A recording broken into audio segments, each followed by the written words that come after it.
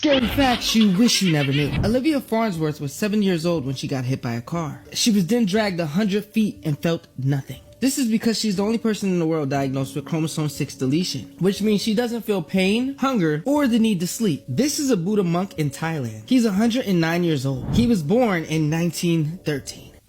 Only 1% of people can do this. None of you could completely spell your name one word at a time in the comments without being interrupted. Let's see who wins first this time. This watermelon tastes like your mama's booty. This isn't scary, but it's scary fast. In 1945, the US government injected 18 people with dangerous radioactive plutonium. Oh, and they did it without them knowing, just to see how their bodies would react. They ended up not admitting this until 1995. It was announced the day of the O.J. Simpson trial, so that it wouldn't receive any media attention. Makes you wonder what else the government has done secretly and hasn't decided to tell us yet, until another distraction comes. Now you can check if your phone activity is being monitored. Just click share, slide to the very end, click more, and if any unknown apps appear before your contacts, you should delete them immediately. In 2012, Anthony Hansley was kayaking in Illinois when a swan came and attacked him and became very aggressive. He fell out the kayak and decided to swim to shore, but the swan kept attacking him while he was swimming, causing him to sadly drown. If you like and follow my page, you'll become smarter every day. Nightmarish facts about your body that you probably shouldn't think about. The water you drink has probably been inside of someone or something else. Constipation can make you vomit poop. A teratoma is a rare type of tumor that can grow hair, teeth, bones, intestines, and more. There is a bloody skeleton living inside of you. Bone dust smells like Cool Ranch Doritos. This is what the MRI of a baby looks like. Holy shit. There's a condition known as fatal insomnia, where one day you can't go to sleep and eventually you die because of this lack of sleep. You know that moment when you're about to fall asleep and suddenly you flinch because you feel like you're falling? This is actually known as a hypnic jerk, and it alerts your body that you're dying, or at least thinks that you're dying. If you decapitate someone, their head will remain conscious for 15 to 20 seconds, which is long enough for them to realize what you did to them. Humans are bioluminescent, meaning that we glow in the dark, but our eyes are just too weak to see it.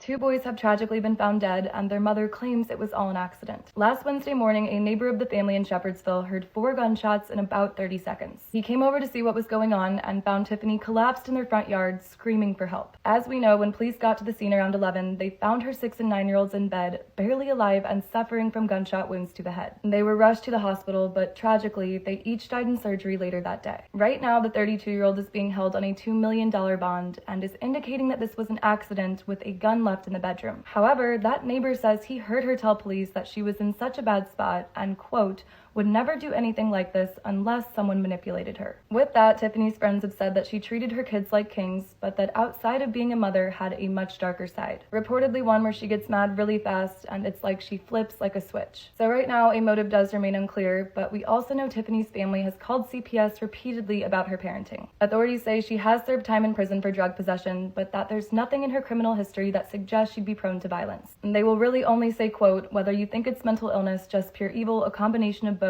it could be substance abuse. Pick your poison, none of it is good. The result is horrific. Boys! Peanut! What? That's for me? Yeah. What else for me? This is for me too? Ooh. Open it. Okay. Okay, they got the chopsticks. Okay.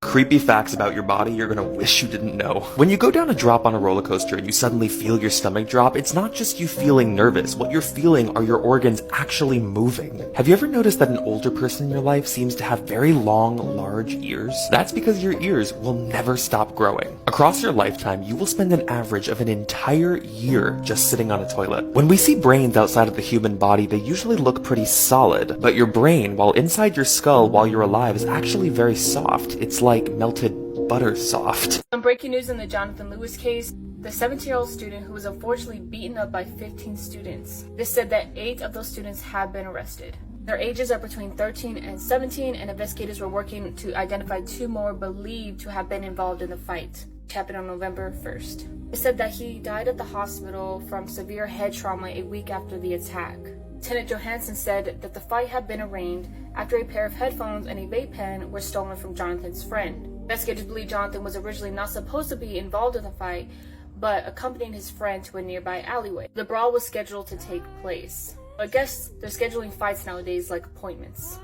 Coroner's office in Las Vegas ruled his death as a homicide. Jonathan's father said his son had confronted the group after one of the smaller friends had something stolen from him and was thrown in a bin. He said Jonathan was a hero who tried to help a smaller child who was being bullied and 15 people attacked him. The cowardly violence and our beloved son was beaten to death. He said Jonathan was an inspiring artist, a kind, caring, and loving, generous young man who had his whole life ahead of him. He'll be forever loved and cherished every day. When I tell you that video is very, very traumatizing and disturbing, don't go watch it. The fact that 15 people on one person is beyond me. Right now, they're trying to figure out if they should be charged as adults. I feel like they should. They knew what they were doing. Other than that, I will keep you guys updated with any new information. Breaking news regarding the 4 LA County Sheriff's officers who were all found deceased within 24 hours. They have now identified 3 of the 4 victims as well as provided a cause of death. Last Monday, authorities located 56-year-old Commander Harris in his Santa Clarita home. The medical examiner reports state the following regarding his passing. Later that day, authorities responded to a call of the same kind. That is where they found Greg Hovland, 67 years old, and he patrolled the Antelope Valley for decades. The medical examiner determined that he passed away from the above. A short time later, Karina Thompson, 59 years old, was also found with the same type of wound. She was located at her home in Stevenson Ranch. Then the following morning, quote, homicide detectives responded to another death of a current employee to a local hospital in the city of Pomona. At this time, the name of that deputy has not been released as they are still trying to notify next of kin. To stay up to date, click the playlist below. I'll keep you guys updated. What do you think? Drop in the comments. A tragic accident in Malibu, California, resulted in the deaths of 4 college seniors who were struck by a speeding BMW on Pacific Coast Highway. The driver, 22-year-old Fraser Michael Boehm, was arrested on suspicion of vehicular manslaughter with gross negligence and later released on $50,000 bail. The victims, Neam Rolston, Peyton Stewart, Asha Weir, and Deslyn Williams, were all seniors at Pepperdine University. They were walking near parked cars when Boehm lost control of his vehicle, causing a collision that tragically claimed their lives. Witnesses reported that Boehm attempted to flee, but was apprehended by students from a nearby fraternity. Boehm, a former high school baseball player, hails from a wealthy family residing in a Malibu mansion overlooking the Pacific Coast Highway, near the accident site. Pepperdine University has mourned the loss of the 4 students and will hold a prayer service in their memory. Friends and loved ones paid heartfelt tributes, highlighting the victims' vibrant personalities and unique qualities. The crash is still under investigation, with officials indicating that speed likely played a role in this tragic event. Everyday things you didn't know the purpose of. 1. The hole in the cap of a ballpoint pen. This is actually a safety feature. A lot of people put the pen caps in their mouth and accidentally inhale their pen cap. The hole allows air to get through so they can breathe while they get help. It makes you wonder, how many lives has this added feature saved? 2. The brushes on the sides of escalators. The brushes on the side of escalators aren't for polishing your shoes. You may have been using these escalator brushes to clean your shoes. However, these bristles are actually a big safety feature.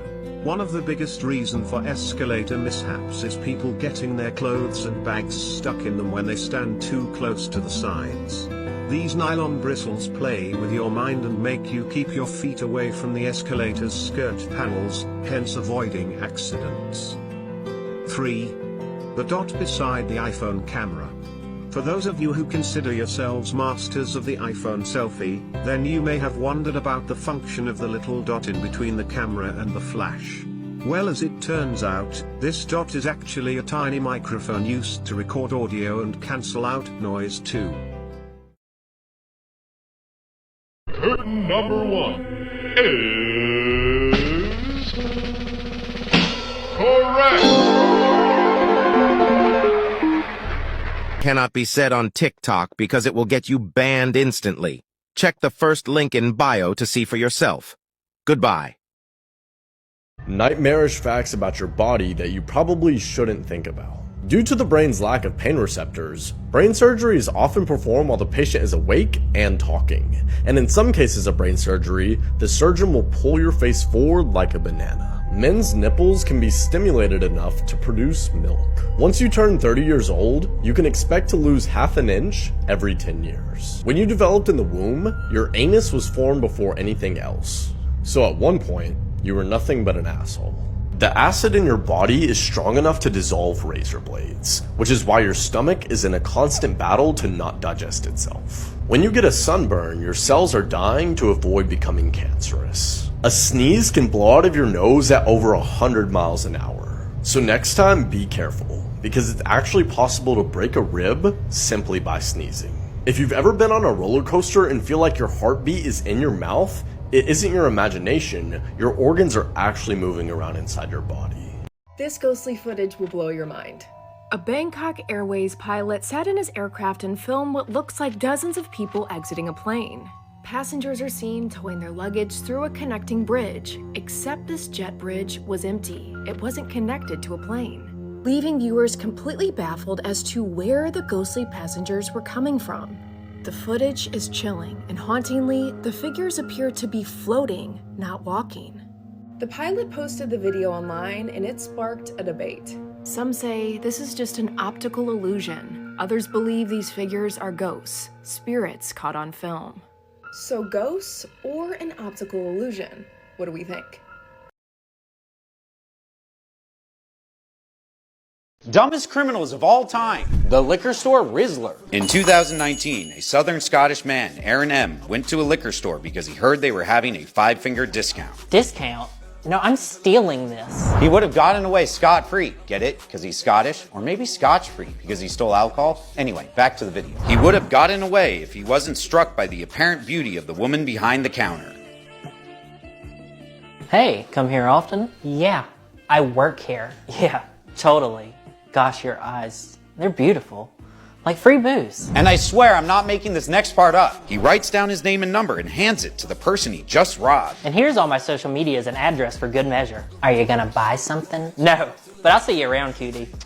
I think that guy stole booze. Since he gave her all his personal information, it didn't take long for the police to track him down. I don't understand. How'd you find me? Et tu, my beloved cashier babe, et tu. He may have stolen the liquor, but she was able to steal his heart. Breaking news, a high school student has lost his life after he was jumped by more than 10 other students. On November 1st, an altercation took place with the victim, Jonathan Lewis, and an unnamed friend. Authorities say this was over stolen wireless headphones and possibly a stolen vape pen. The occurrence of the stolen items took place earlier in the week.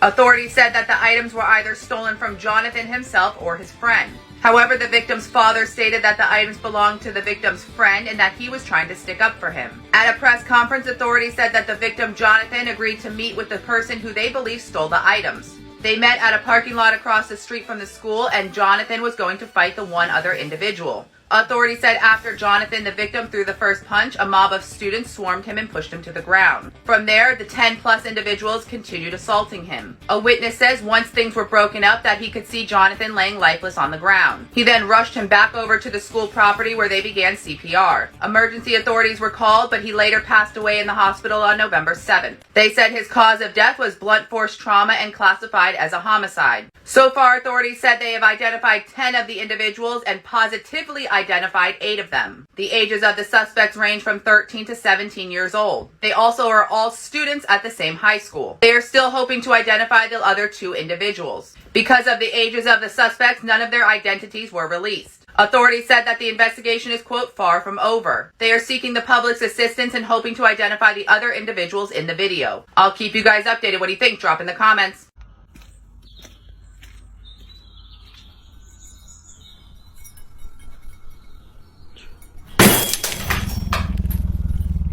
We have 8 suspects in custody for the murder of Jonathan Lewis, and those 8 suspects will be charged with the crime of murder. As many of you and many people in the community have seen the violent video that is circulated throughout our community via social media, and if you or your child or somebody you know has seen that video and recognizes anybody that may have been a participant in this senseless crime, you need to get a hold of us and our homicide section What you see in the video, though, is approximately 10 subjects kicking, stomping, and punching our victim, Jonathan, as he's on the ground, not defending himself, and to the point where he becomes unconscious.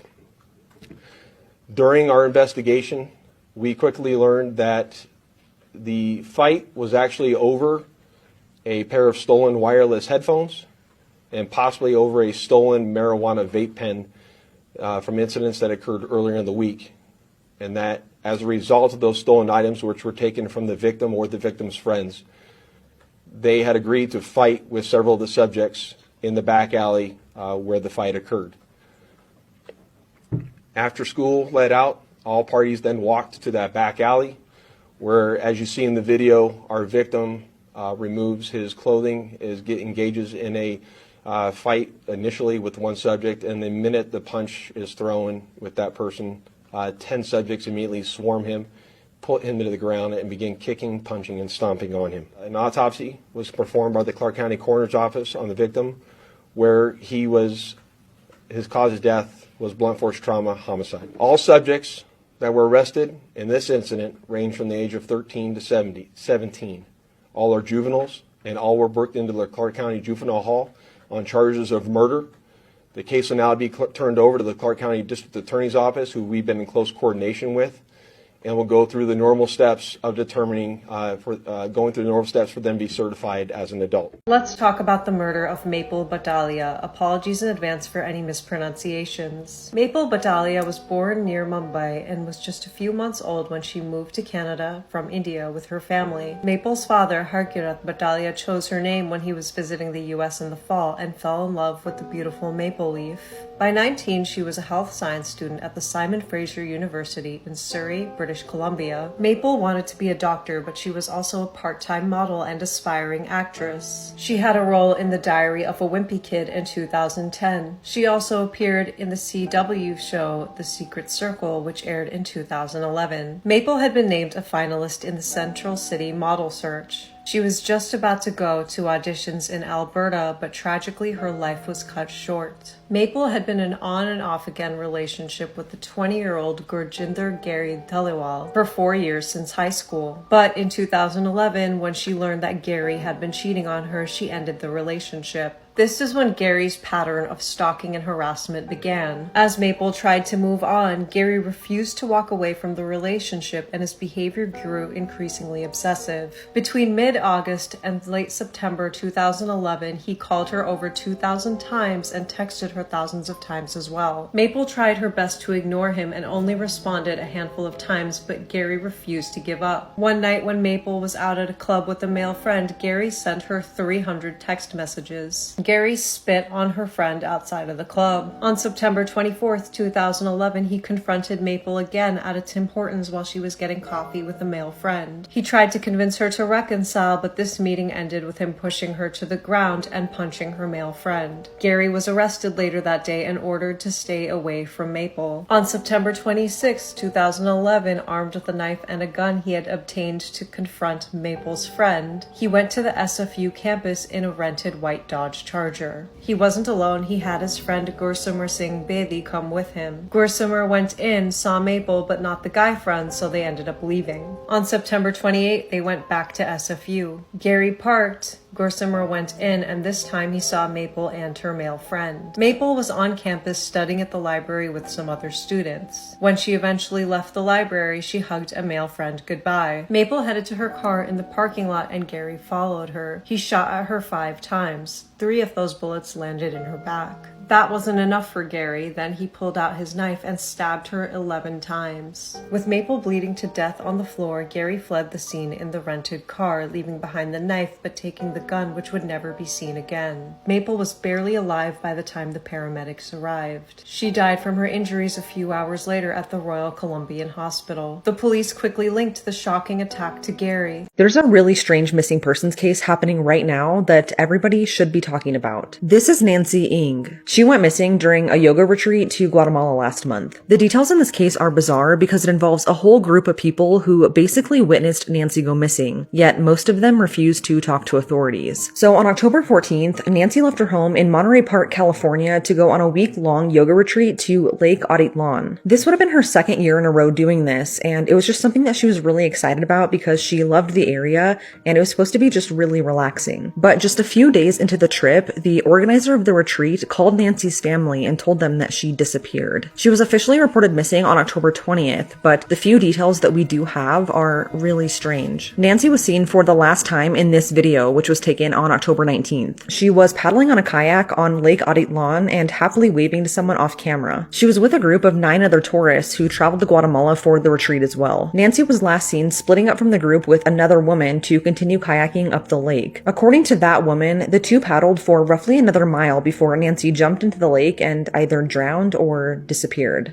The woman said she then paddled back to the group, where they then all went back to the hotel where they were all staying and notified management. And when the hotel staff searched for Nancy and couldn't find her, that's when they called the police to report her missing. But this is when things start to get strange. According to the kayak company, who recently made a statement, all 9 of the other tourists in that retreat returned home the day Nancy disappeared. They all reportedly left the lake without saying a word, and they all checked out of the hotel within 12 hours and never paid for the excursion. On top of that, almost all of the witnesses in that retreat group have chosen not to come forward and talk with police. They never gave any witness statements, and they haven't been forthcoming with any information, which has severely hindered the investigation. Guatemalan officials searched the lake and Nancy's hotel room, but they suspended the search after just 3 days after finding no evidence. According to them, the weather made it difficult and affected the search. They believe Nancy drowned that day, and because there's no sense of any urgency to continue looking for her, this forced Nancy's family to hire an independent search and rescue team called Black Wolf Helicopters. They've been the only ones to extensively search the lake and surrounding areas for any clues as to what may have happened to Nancy. They've searched 95% of Lake Atitlan using helicopters, boat teams, and divers, but Nancy is still missing, and because not really anyone in the group is coming forward to talk with police, they stated that it should now be considered a criminal investigation. The woman's identity, who was last seen with Nancy, has not been released to the public that I can find, but according to Nancy's family, they know who she is, and they've even tried reaching out to her multiple times for some answers. Yet that woman has refused to speak with them. And what's also strange is that this woman reportedly told Guatemalan officials that Nancy drowned that day, but that witness statement is nowhere in the official police report. So at this point, with no one coming forward and suspicious witnesses with key information that's being withheld, nobody knows what to think. The FBI is now investigating Nancy's disappearance, and her family has since hired a lawyer in Guatemala to investigate whether or not she actually drowned. Unfortunately, Black Wolf Helicopters have since had to suspend their search, but they're demanding that someone in the group come forward to at least tell them where Nancy went into the lake, because it would be incredibly helpful to at least have a starting point. This situation is an absolute nightmare. I've attached a GoFundMe created for Nancy's family to help them continue funding the search, because as of right now, most of the search and rescue operations have been primarily funded by them, which is not fair at all. Any funds raised will go towards the search as well as travel expenses for the family, as they're wanting to be in Guatemala as much as possible. It's now been 3 weeks since Nancy went missing. It's time to find her.